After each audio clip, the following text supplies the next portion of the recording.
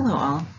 In today's lecture, we will be working with readings which include Domesticating the Savage Man by Jean S. LaFontaine and Picturing the Past, written by Julie Solometo and Joshua Moss. These articles unpack our perceptions of gender biology as fact and universal, as well as representations of gender in popular notions of Western institutions, namely museums and National Geographic. In this lecture, I will present supplemental evidence from articles themselves, but also popular media within American society. I end this introduction with a question. What is the relationship between society and factors external to it, such as the nature of the human body as related to cultural definitions of men and women, and the constitution of the domestic group? This is the vocabulary list for the day. Remember, the vocabulary presented here is in alphabetical order rather than how it appears sequentially in the article and articles themselves. Questions to consider while you read the article include the following that are on this slide.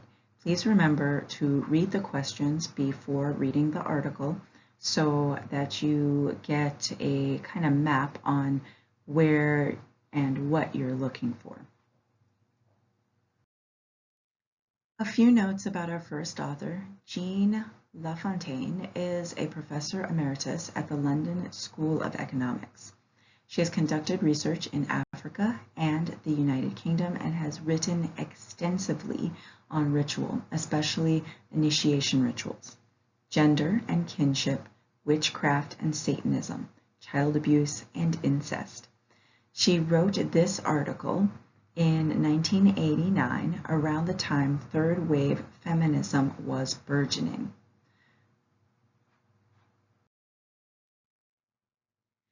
Theories of biological determinism are associated with ideals of womanhood and manhood. Womanhood is associated with procreation, lactation, and motherhood, all of which equate women with the natural and subject to the laws of nature. This is exemplified in the stay-at-home mom grid of how many perceive women's realities to be.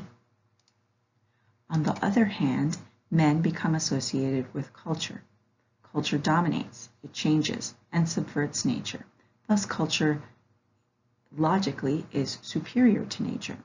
This is why I chose the popular imagery of tough men. We see the emotions of Danny Trejo, right? Happy, excited, and it goes on, troubled, angry, and they're all the same expression. Or Randy, the wrestler, oh yeah, he is in a lot of Slim Jim commercials. Chuck Norris, there are a lot of Chuck Norris memes that are out there kind of talking about how tough he is. And of course, Bruce Lee. All of these are the kind of tough man and the ideal of what a man is supposed to be. Men don't cry, men dominate. So this trajectory or path leads to the assumption that men who are associated with culture are superior and dominant to women who are associated with nature and biology.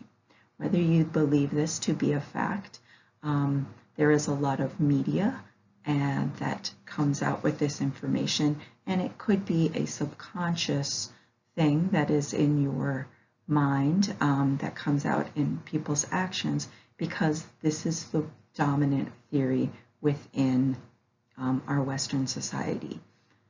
Even though things are changing, LaFontaine's 1989 journal article about the eternal fact of biology still holds true to this day. One of the interesting examples that LaFontaine brings up is the Hadza of Tanzania, whose gender norms associate men as hunters and women as gatherers. Although men do occasionally gather when they are hungry in the field, they do not bring the vegetable material back. And while women do kill small game with digging sticks, the activity is not considered hunting because the danger associated with hunting large game is absent. Thus, the hunting of large game and the associated ritual of God's meat is reserved for men. La Fontaine notes that women control gathering and they also control sexual intercourse. Thus, if women or children violate God's share of the meat, men get to violate women through the act of rape, in a sense of revenge to equal out the transgressions.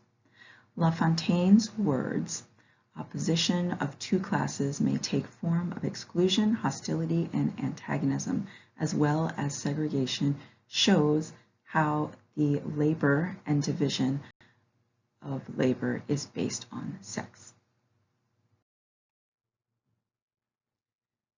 Biology as we know it is a fact. However, La Fontaine points out that biology is actually a belief and not a fact because it is not universally held. As shown in the article, La Fontaine uses a breadth of research examples from her own investigations as well as examples from other scholars to prove that facts of biology are culturally determined rather than universally believed. For instance, La Fontaine addresses several cases that speak to the question of which sex, male or female, determines the sex of the human offspring.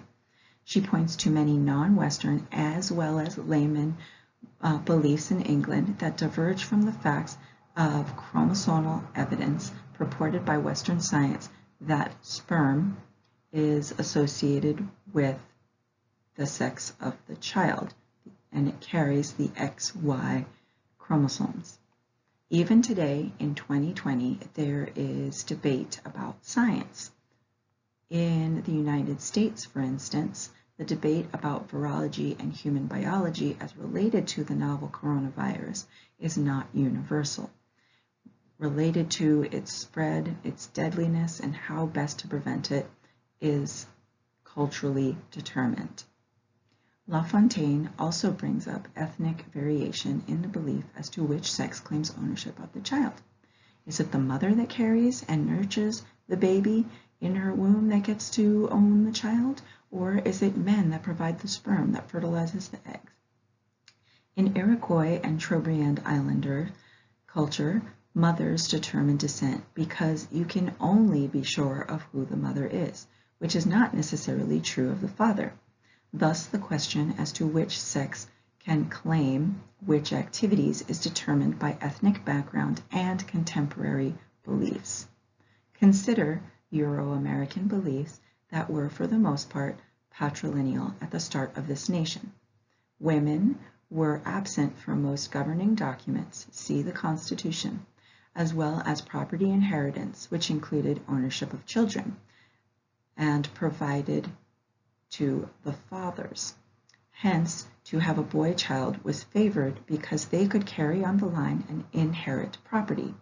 Hence the advent of surnames, last names, which until fairly recently were taken on by the wife of the child and passed on to the children from the father. These days, however, in certain classes, mothers and fathers can and do lay claim to children that they parent. Surnames are also more inclusive, and children sometimes have both mothers' and fathers' last names. In certain cases, married couples create an entirely new last name that combines their given surnames passed from their fathers and provide the resulting children with a new name, thus creating a more equal sense of kinship. With this said, these practices vary between class, race, and ethnicity. However, we can provide numerous examples to counter bilineal inheritance. We will delve deeper into these bourgeois concepts of inheritance when we get to Race and the Education of Desire by Laura Stoller. However, we can also look at our modern Western day laws in relation to marriage, divorce, and custody of children. So who most often gets the custody of children if a couple divorces? And does it have anything to do with biology? Think about it.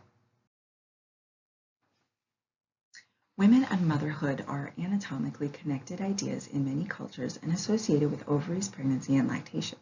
While these biological facts take place when a person is pregnant, and please note that I said person, that cisgendered women are the only ones to experience these biological phenomena can be strongly debated. If we ask why men have nipples, the scientific answer would be that females are the prototype from which males are the deviation. The presence of nipples allows men to actively lactate, and rather than male lactation as an anomaly, there are several factors that lead to this phenomenon. Humans as biological, cultural, and chemical beings are subject to numerous variations. We know that hormones vary based on age and environmental stressors. There are numerous instances of men lactating because of medication they take, such as Thorazine, a popular antipsychotic used in the mid-20th century, which caused the endocrine system to overproduce prolactin, the hormone that triggers lactation. Similarly, certain types of steroids have a similar effect on the pituitary gland that controls the endocrine system, which causes men to lactate and grow breasts. This latter phenomena is known as gynecomastia.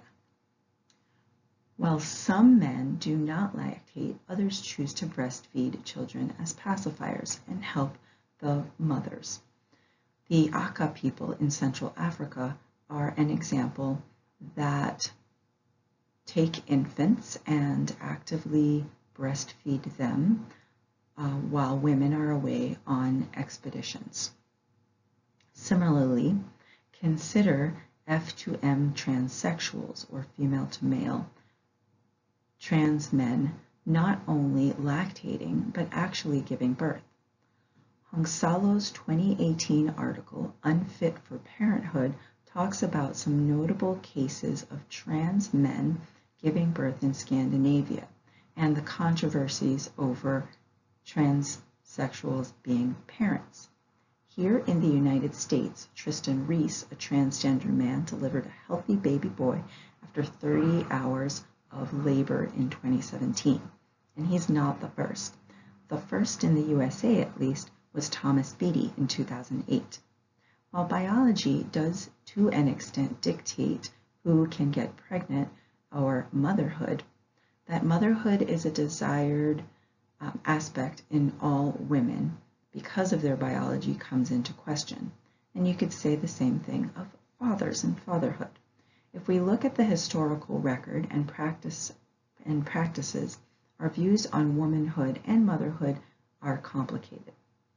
Take, for instance, wealthy white women in the slaveholding South, who often had wet nurses for their newborns and nannies for their children. While it may seem odd for us in the current time to see a white baby suckling at the breast of a black woman, and it may appear to us this is an example of positive race relations, reasons for wet nurses were more about power over nature rather than creating affinities between whites and blacks. In essence, the biology of women that dictates reproduction was seen as the realm of nature and beasts for wealthy whites. While procreation was necessary to carry on the race or the lineage that was the sole responsibility for the females, the care for children was seen as a burden and could be outsourced. If people could afford slaves who were dehumanized already, those black women were typically enlisted to become the caretakers of white babies. Slaves were thus relegated to the realm of nature and domestic servant animal. These ideas and practices freed rich white women to pursue culture which, unless you could afford it, was the sole realm of men, which we've already discussed. In a sense, these pursuits for culture untethered by nature and the diversification of women's interests that were able to grow in the absence of caring for children were, you could say, seeds for gender equality, and in essence fed to the idea of first wave feminism, which sought equal pursuits in culture that were associated with men. Wives, on the other hand, although today typically associated with the female gender and or sex is not necessarily, again, a universal given. While the status of wife can be seen as relegated by culture and relegated to domesticity, which entails caring for the house and the home, being subservient to the husband, which we typically associate with men or the male sex, there are numerous examples that counter our Western notions. In Stephen Omari and Will Rusco's book on boy wives and female husbands, Studies in African Homosexualities, numerous examples on the continent talk about older male warriors enlisting young initiates to perform wifely duties, which included cooking, cleaning, and sexual gratification for the older men. A quick note on homosexual sex amongst the Azande warriors and the Nuer warriors that they draw from is that sex was not anal sex, rather thigh sex, where the men would actually, or young boys, would cross their legs and the older men would insert their penises between the thighs to create friction. Evans Pritchard, one of the premier Africanists in the early 1900s, made these observations while he was living amongst the Azande and Nuer people. When boys became of a certain age, typically about 12 years, they would go and live with the warriors' camp under the protection of elder, seasoned men. The warrior would pay the family a bride price, and the boy would thus take on the responsibilities of the cooking and cleaning for the men, as well as sexual gratification. The boy would also take on the same name and status and duties of the female wife. Ultimately, these couplings were temporary, as the boys would age out of the practice and become warriors, and the older warriors would then retire and take on a female wife, thus allowing the cycle to continue. Murray and Roscoe also discuss female husbands in Western African market culture, where a powerful, economically independent woman, instead of linking herself to a man to be subservient to, would link herself to a young woman or marry the young woman, thus becoming a husband and the younger woman serving as a wife. Because this example comes from a patrilineal society and biologically you need both sexes to reproduce, the young wife was permitted to have sexual intercourse with a male sperm donor in order to get pregnant and produce an heir for her female husband. The offspring would then take on the surname of the wife husband or the female husband, and thus carry on the inheritance and the status of that person. So women as mothers and women as wives can be very complicated when we're looking at a global perspective. So what motivates men and women to join a household? La Fontaine provides numerous examples that speak to reasons why men and women would be motivated by society to domesticate, as well as numerous reasons they would rather remain untethered. Reasons include the enormous resources required to raise children, the ability to share labor, the appearance of responsibility, etc. To parallel La Fontaine's example that employers seek settled men for work with the hopes that sense of responsibility would translate to their jobs, if we take, for example, the presidents of the United States, one of the attributes that is favored to hold office is their sense of family obligation, and all but one president, James Buchanan, was not married. However, he did have his niece move into the White House and perform the hostess duties. Again, we see the division of labor, where the man is the governor and the woman is the hostess. So the questions I leave you here with is, to what extent are you motivated by your culture to start a family, settle down, or remain untethered? And is there a difference between the outlook of women without children and men without children? And are these views changing? The second article to discuss is Picturing the Past, Gender in the National Geographic, Reconstructions of Prehistoric Life by Julie Solometo and Joshua Moss. The authors address notions of gender and how they are reproduced and represented. Dr. Solometo is a professor at James Madison University. Her research interests include archaeology, ethnohistory, and ethnography of the American Southwest. She conducts a field school in the American Southwest. Since George Floyd's murder on May 25, 2020, and the subsequent Black Lives Matter protests, decolonization has been a point of discussion in the public sphere. From decolonizing systems of law enforcement to monuments, old ideas and status quo are being challenged. This is not a recent phenomenon, nor is it relegated to the United States of America. After all, there have been numerous revolutions throughout history that have toppled the icons of the day and replaced them with new, fresh ideas. The French Revolution, the American, the Colombian, the Haitian revolutions all sought self-governing and democratic ideals about the independence of human beings from the boot of oppressive monarchies and rulers. The Russian Revolution at the turn of the 20th century, the Cultural Revolution in the People's Republic of China, and the independence movements throughout colonized Asian and African continents in the 1960s all heralded new eras. However, as students and scholars of history and anthropology, we can learn from ideologies and monuments to and of the past. Dioramas were introduced at the Museum of Natural History by the grandfather of modern-day anthropology, Franz Boas. Boas immigrated from Germany to the Americas in the late 1800s. As a physics and geography scholar, he traveled to Alaska on a mapping expedition where he interacted with the Inuit people and learned how they read their landscape. In a sense, he was learning about indigenous geographies.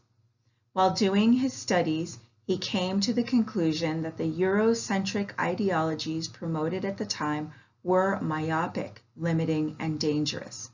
This revolution led Boas to study the language, physical characteristics, performative and material culture, and human relations of these misunderstood people.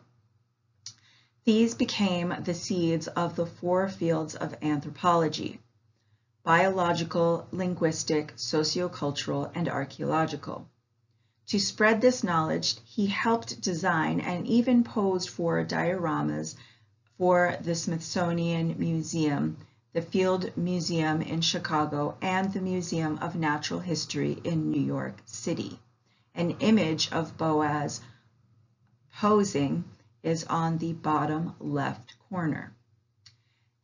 These life-size dioramas attempted to place native cultures on equal footing, so to speak, with visitors of the museum who happened to be mostly of European descent.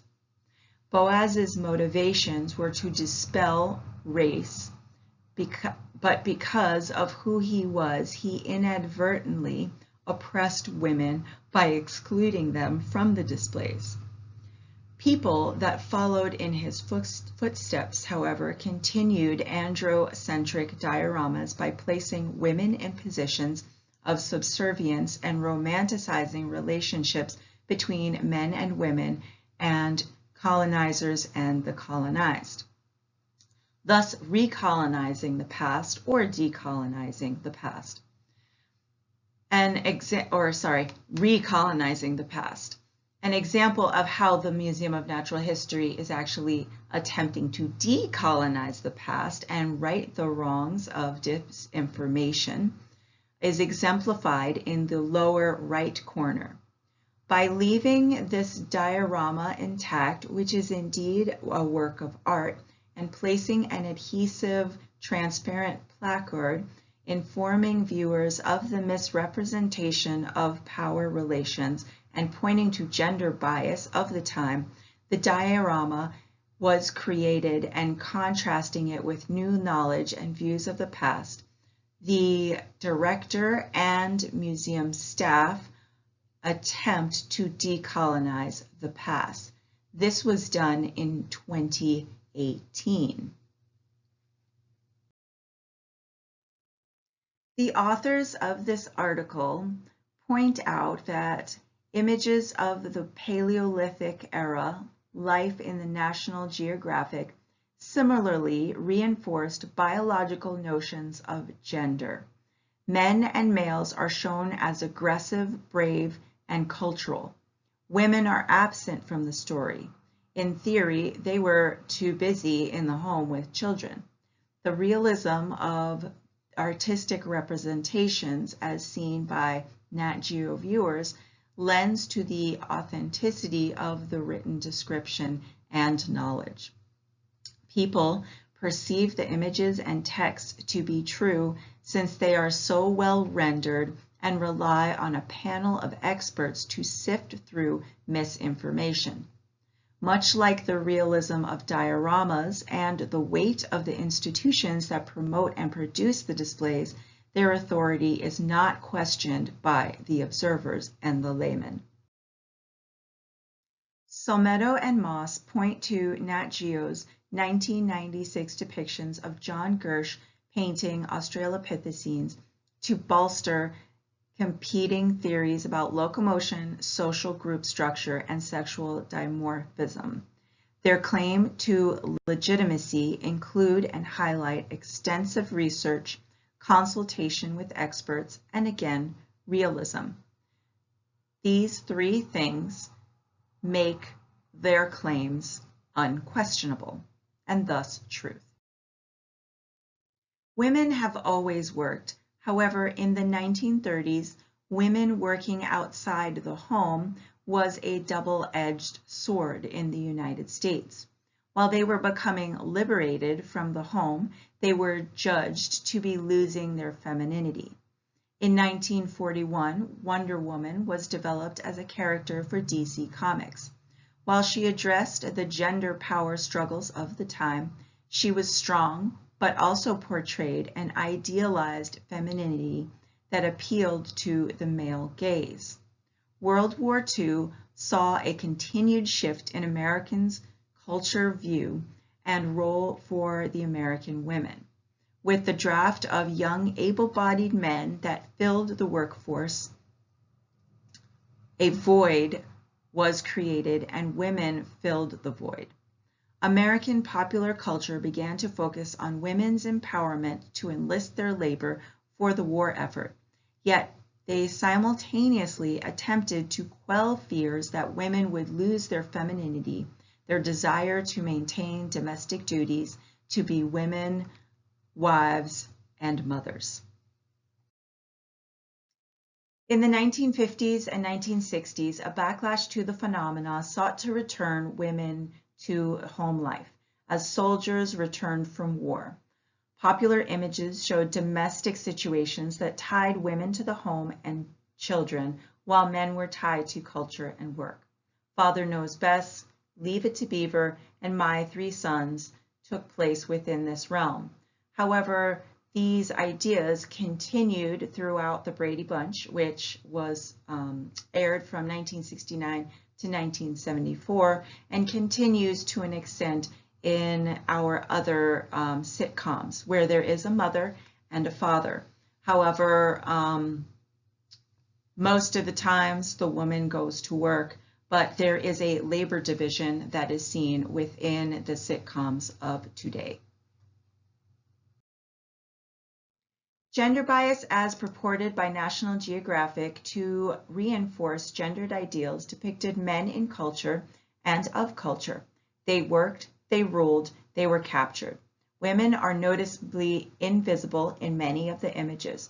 When they are visible, however, they are depicted without clothes. They are young, and in a very real sense, they are appealing to the male gaze that sexualizes women as objects and of desire.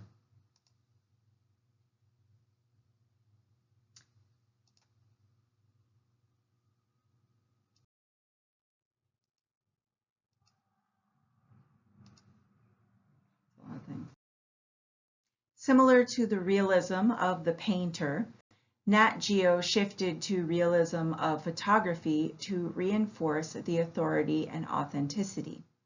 Examples of how this realism was enhanced by hand coloring of early photography are seen in the images from Bali and the United Kingdom in the early 1900s. These more recent photographs from Nat Geo attempt to capture a real-life lens, not only that they are color, but they show people in real time from different angles and human beings as being dynamic, hence lending to their authenticity. To conclude, our ideas about men and women stem from external physical features and the bias of scholars that do the research. The roles each group assumes is based on the natural traits the culture assumes is important. Power dynamics between men and women vary, but with that, mutual dependence between the sexes is often promoted, depending on the culture. Thank you for your time, and please again let me know if you have any questions or any specific comments.